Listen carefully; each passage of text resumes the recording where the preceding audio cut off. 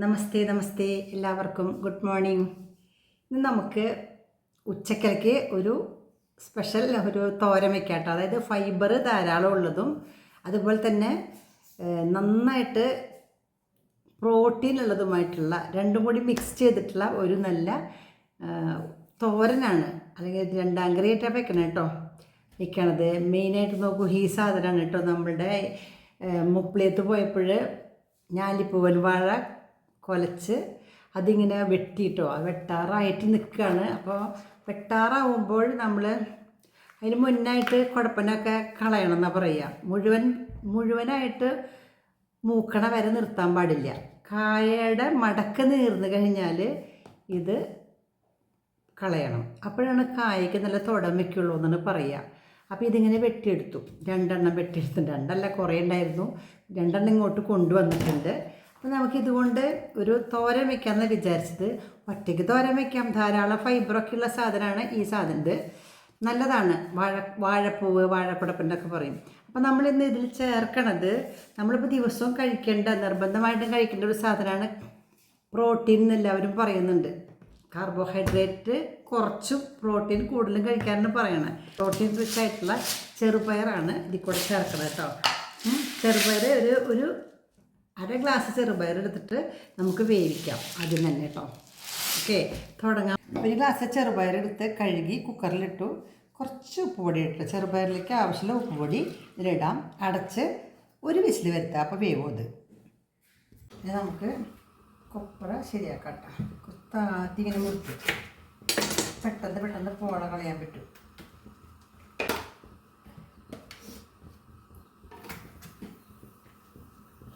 കുറച്ചും കൂടി ഉള്ളൂ, അത് കുഴപ്പമില്ല. അവിടെ ഇരുന്നോട്ടെ. താത്തി മുറിക്കാട്ടോ. അപ്പോഴാണ് പോള കളയാൻ സുഖം. ഇത്ര കളഞ്ഞാൽ മതി കേട്ടോ. നമുക്ക് ഒന്ന് കഴുകാൻ കറയുണ്ട്. വാഴക്കുടപ്പൻ അരിയുമ്പോൾ പണ്ടൊക്കെ ഇങ്ങനെ ആക്കിയിട്ട് കുഞ്ഞായിട്ട് അരിയാറ് പതിവ്. ഇപ്പം ഞാൻ കണ്ടുപിടിച്ച എൻ്റെ സൂത്രത്തിൽ കേട്ടോ. ഇങ്ങനെ പൊളിക്കുക. ഇങ്ങനെ പൊളിച്ചിട്ട് കറക്റ്റായിട്ട് പൊളിച്ചിട്ട് ഇങ്ങനെ കമഴ്ത്തി വയ്ക്കുക. അങ്ങനെ കുഞ്ഞതാ ഇങ്ങനെ അരിയുക. ചെറുതായിട്ട് വിരലോണ്ട് പിടിക്കുക. പുറത്തേക്ക് പോകാണ്ട് ഇങ്ങനെ പിടിക്കുക. അല്ല, ചെറിയതായിട്ട് നീളത്തിൽ ഇങ്ങനെ വരയുക. എന്താ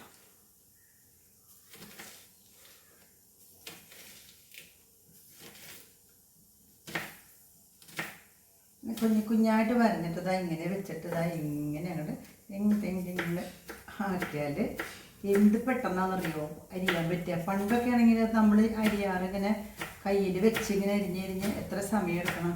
അപ്പോൾ നമുക്ക് കുഞ്ഞായിട്ട് നമുക്ക് കിട്ടും.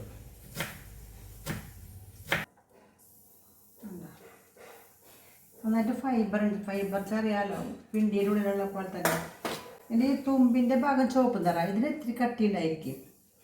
അപ്പോൾ അത് വേണമെങ്കിൽ നമുക്ക് കളയാം.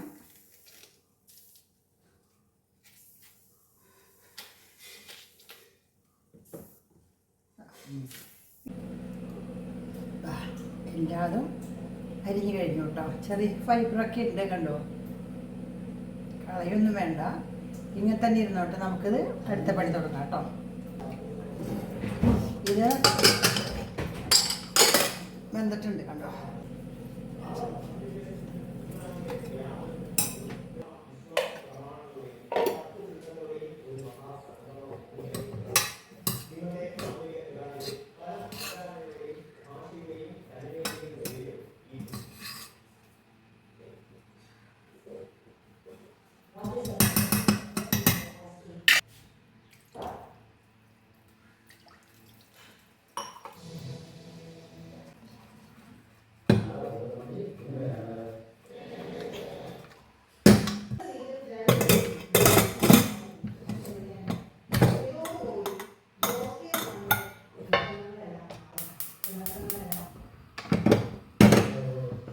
ആയി വരുമ്പോൾ നമുക്ക് തുറക്കാം കേട്ടോ.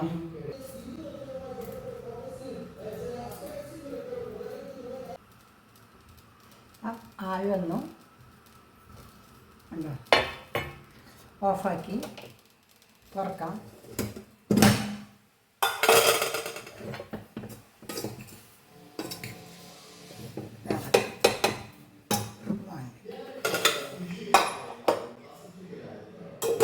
ഒരു 10-15 ഉള്ളി 3-4 വെളുത്തുള്ളി വെച്ചിട്ടുണ്ട്, ചതയ്ക്കാൻ നമുക്കൊന്ന് തിളയ്ക്കാം.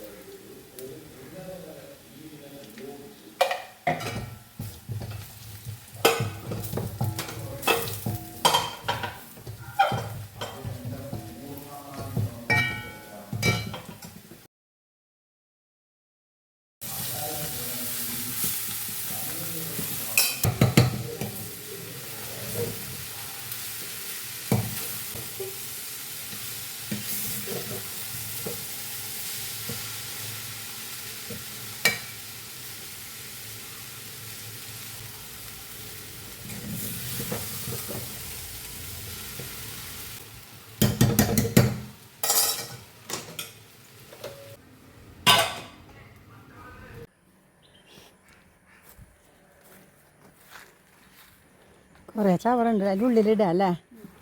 അത്രയും പറിച്ചു. കേസറി 10 മണിയായിട്ടുള്ളൂ. ആ കുറേ മുക്കുറ്റി ഉണ്ട് കേട്ടാ. ഇതാ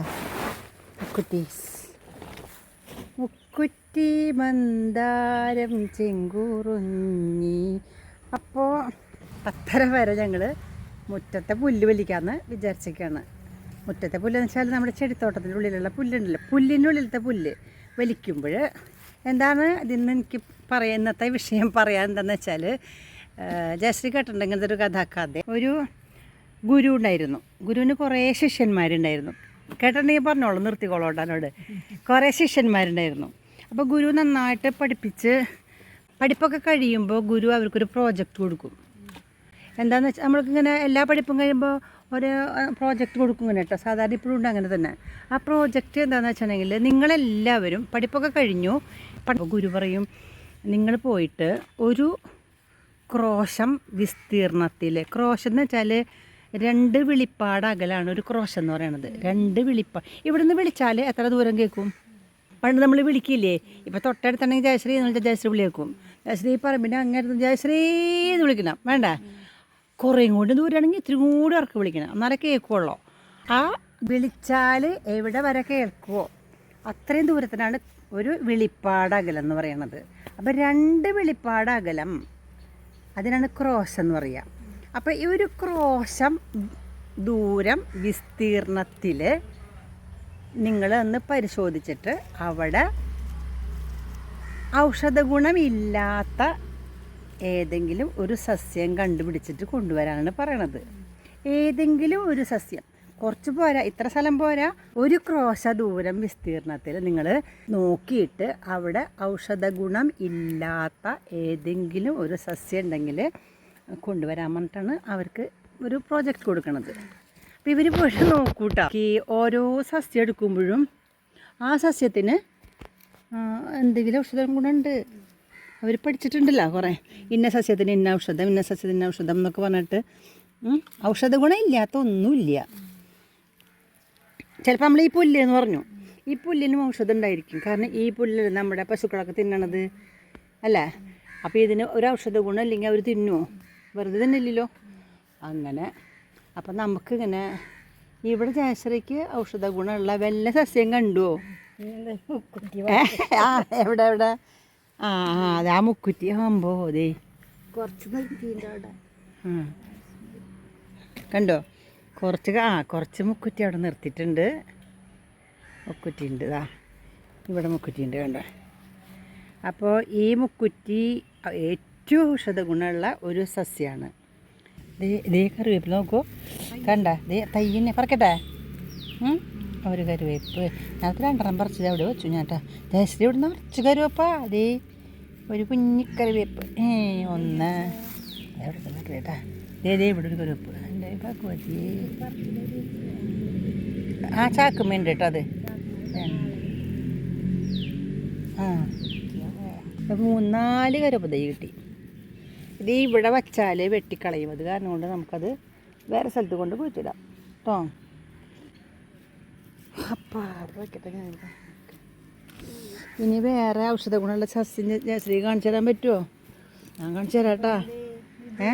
ആ മുക്കുറ്റിയുടെ അപ്പുറത്ത് നിന്നിട്ടാ മുത്തങ്ങ നല്ലതാ. കഷായത്തിലേക്ക് ആവശ്യമുള്ള സാധനമാണ് മുത്തങ്ങ. പ്രത്യേകിച്ചു ഈ വയറിന് അസുഖമുള്ള ആൾക്കാരില്ലേ, കുട്ടികൾക്കാണ് സാധാരണ ഇത് ഉപയോഗിക്കുക. വയറിന് അസുഖം, ഗ്രഹിണി എന്നൊക്കെ പറയില്ലേ ഇങ്ങനെ, അങ്ങനത്തെ കുട്ടികൾക്ക് കഷായത്തിൽ ചേർക്കുന്ന ഒരു ഔഷധമാണ് മുത്തങ്ങ. അതെ, ഈ മുത്തങ്ങ പണ്ട് ഞാൻ കിട്ടാൻ വേണ്ടിയിട്ട് ജയശ്രീയ സ്കൂളിൽ നിന്ന് വരുമ്പോൾ നന്ദിപുരത്ത് ശ്രീരാമൻ്റെ അമ്പലമല്ലേ, ആ ഇത് കിട്ടിയില്ല, കിഴങ്ങ് കിട്ടിയില്ല. ശ്രീരാമൻ്റെ അമ്പലത്തിൽ പോയിട്ട് അവിടെ പറമ്പുണ്ടല്ലോ, ആ പറമ്പിൻ്റെ അവിടെ ഒരു എഴുത്തച്ഛന്മാരില്ലേ, അവരവിടെ വാഴ വയ്ക്കുമ്പോൾ അവിടെ കളയ്ക്കൂലോ. അതേ കണ്ട മുത്തങ്ങ കിഴങ്ങ് പൊട്ടില്ലേ, നല്ല വാസനയാണ് ആ കിഴങ്ങ്. അപ്പം ഞാൻ അവിടെ പോയിട്ടേ ചെല്ലൂട്ടോ അങ്ങോട്ട്. അപ്പം എന്താ കുട്ടി പോകുന്നതെന്ന് ചോദിക്കും അവർ. ഗോപൻ കുട്ടിക്കാലത്താ. അപ്പം ഇവിടെ നിങ്ങൾ കളച്ചപ്പോൾ മുത്തങ്ങ കണ്ടുപോകും നോക്കും. അപ്പോൾ പറയും അതേ കിടക്കണു, വേണ്ടതുണ്ട് പറക്കി കൊണ്ടുപോകണമെന്ന് പറയും. അവർ തരുണിക്ക് ചുറ്റും. അപ്പം ഞാനത് കഷായം ഉണ്ടാക്കിയിട്ട് എൻ്റെ മോന് കൊടുത്തിട്ട്, അത് മാത്രമല്ല കേട്ടോ, ഒക്കെ പറക്കാനാണ് പറയുന്നത്. മുത്തങ്ങ എന്ന് പറയുമ്പോൾ മുത്തങ്ങ ഇങ്ങനെ കിട്ടും. പിന്നെ കിട്ടാത്ത സാധനം എനിക്ക് തന്നെറിയോ, ഇല്ലിത്തിരി എന്ന് പറഞ്ഞ സാധനം എന്താണെന്ന് എനിക്ക് തന്നെ അറിയണ്ടായിരുന്നില്ല. അപ്പോൾ ഞാൻ അയാളോട് വെച്ചേ ഇല്ലിത്തിരി എന്ന് പറഞ്ഞ സാധനം എന്താണെന്ന് അറിയുമോ എന്ന് വെച്ചു. അപ്പോൾ കണ്ടിട്ടില്ലേന്ന് വെച്ചു. അതിൻ്റെ ഒരു പട്ടിൽ നിൽക്കുന്നുണ്ട് അവിടെ.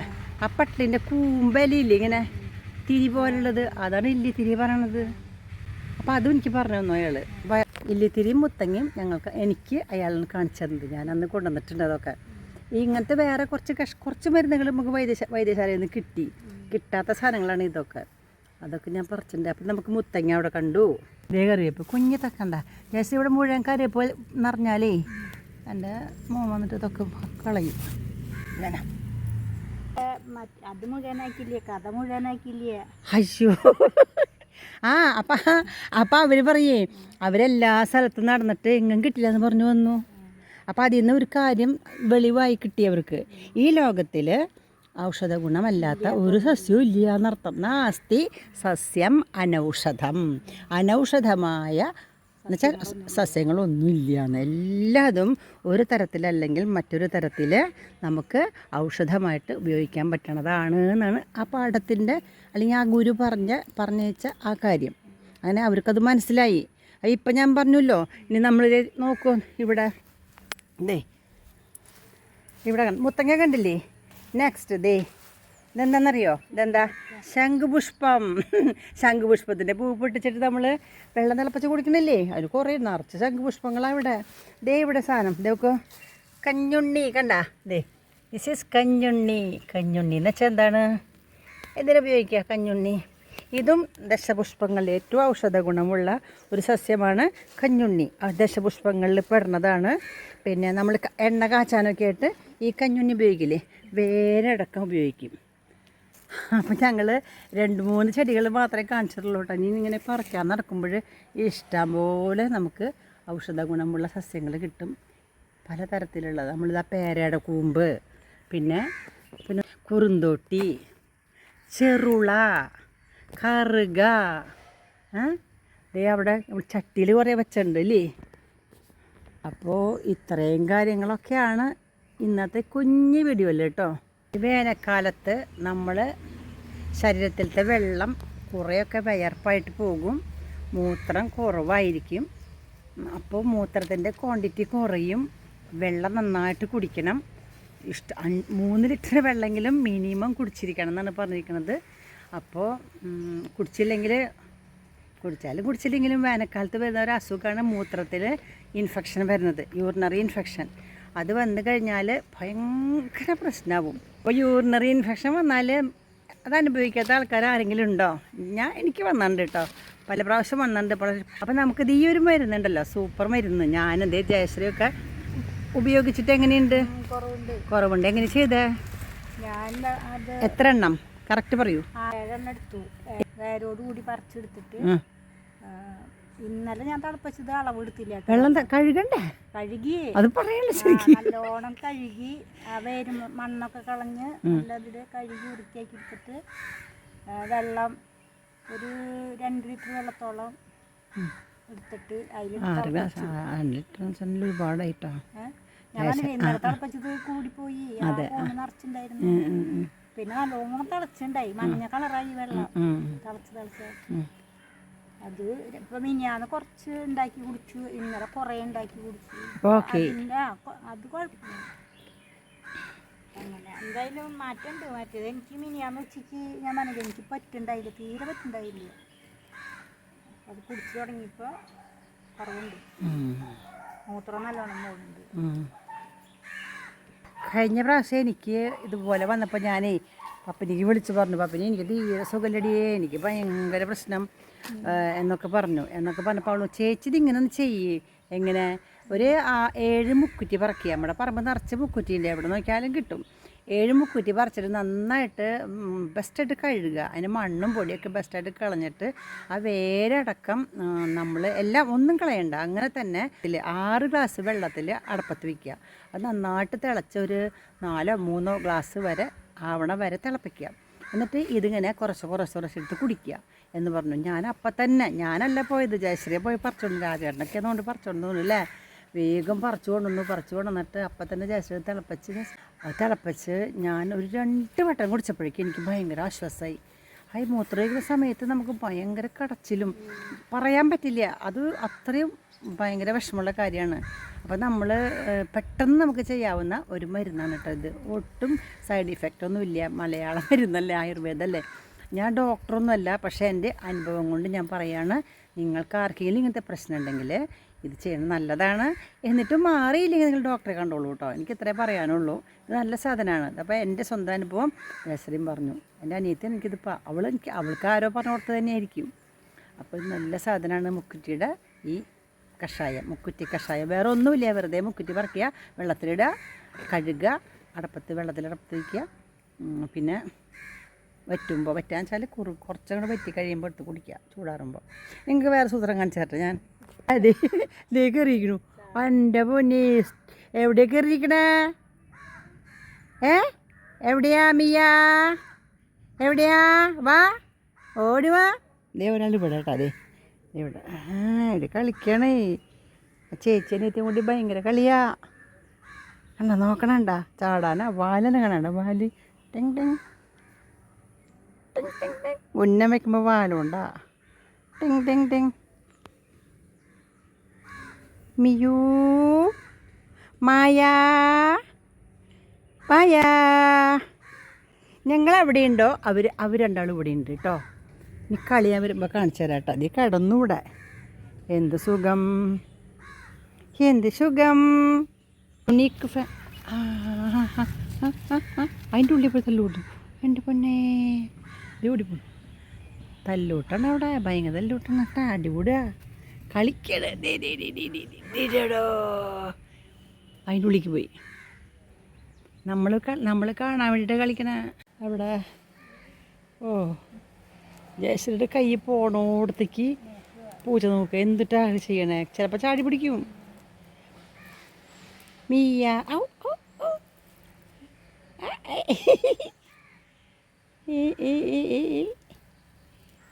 എന്താണ് കളി?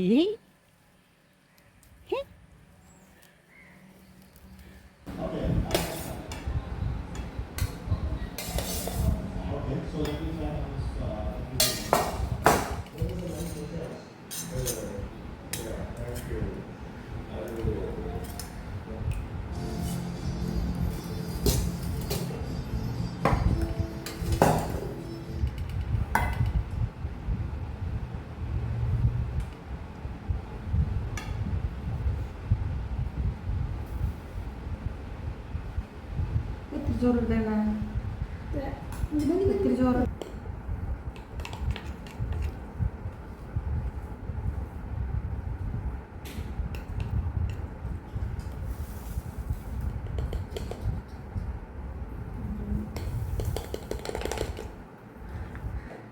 അപ്പോൾ നമ്മുടെ ഇന്നലത്തെ മാമ്പഴ കൂട്ടാനും മാമ്പഴം ഉണ്ടല്ലേ, നമ്മൾ വാങ്ങിയ മാങ്ങ കേട്ടോ, പഴുത്ത മാങ്ങ വാങ്ങിയതാ, നമ്മുടെ മാങ്ങയല്ല ഇത്, നമ്മുടെ മാങ്ങയ്ക്കാണ് സ്വാദ് കൂടുതൽ. ഇത് നമ്മുടെ ഇന്നത്തെ സ്പെഷ്യൽ. അതെ, കുടപ്പനും വാഴക്കൂമ്പും ചെറുപയറും, പ്രോട്ടീനും ഫൈബറും.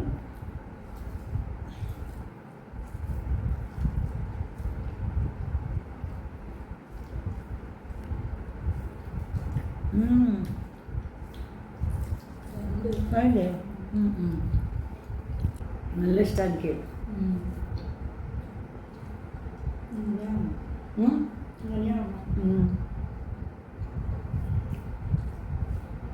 ഈ മാങ്ങക്കരം ഉണ്ടായിട്ട്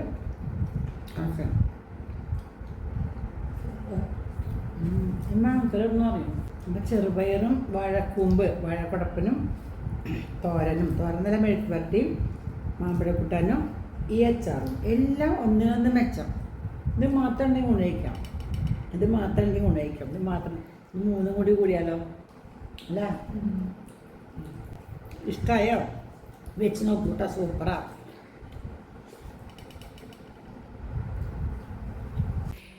അപ്പോൾ ഞാനിപ്പോൾ ഇത് കിടക്കണം നോക്കും, ഞാൻ മുറ്റത്തേക്ക് ഇറങ്ങിയപ്പോൾ അതിൽ തുറന്ന വഴിക്ക് ഇവർ കയറി കിടക്കണണ്ട. ഞങ്ങൾക്ക് മുറ്റത്ത് കിടക്കാൻ പറ്റില്ല, ഞങ്ങൾക്ക് വീടിൻ്റെ ഉള്ളിൽ തന്നെ കിടക്കണം. ഒരു കൂളിംഗ് ഒക്കെ ഉണ്ട് ഇവിടെ. ഒന്ന് പൊക്ക മക്കളെ പുറത്തേക്ക്. അകത്ത് കയറിയിരുന്നാലേ ചീത്ത പറയും, ചേട്ടന്മാർ ചീത്ത പറയൂട്ട. പുറത്തേക്ക് പൊക്ക, ദേ കിടന്നു. എൻ്റെ പൊന്നാ.